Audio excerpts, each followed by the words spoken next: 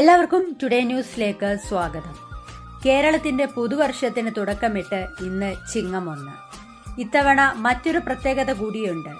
പുതിയ നൂറ്റാണ്ടിന്റെ കൂടി തുടക്കമാവുകയാണ് ഇന്ന്.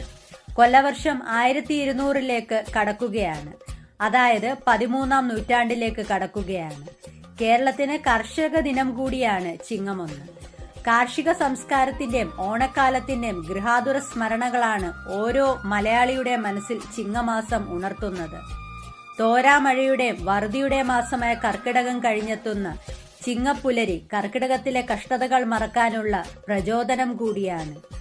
കാണം വിറ്റും ഓണമുണ്ണാൻ നാടും വീടും ഒരുങ്ങുന്ന ദിവസങ്ങൾക്ക് തുടക്കമാവുകയാണ്. തുമ്പയും മുക്കുറ്റിയും കണ്ണാന്തളിയും പൂവിടുന്ന തൊടിയും പറമ്പും സ്വർണവർണ്ണമുള്ള നെൽക്കതിരുകൾ പച്ചപ്പാടങ്ങൾക്ക് ശോഭ പകരുന്നു. മഴക്കോള് മാറി മാനം തെളിയുന്ന ദിവസങ്ങളാണ് ചിങ്ങത്തിലുണ്ടാവുക. വർഷം മുഴുവനും മറ്റുള്ളവർക്ക് വേണ്ടി അധ്വാനിക്കുന്ന കർഷകനായി കൊണ്ടാടപ്പെടുന്ന ദിനം കൂടിയാണിത്. ചിങ്ങം മുതൽ കർക്കിടകം വരെ 28 മുതൽ 32 വരെ ദിവസങ്ങൾ ഉണ്ടാവാവുന്ന 12 മാസങ്ങളായാണ് കൊല്ലവർഷത്തെ തിരിച്ചിരിക്കുന്നത്. സൗരരാശിയുടെ അടിസ്ഥാനത്തിലാണ് മാസത്തിലെ ദിവസങ്ങളുടെ എണ്ണം.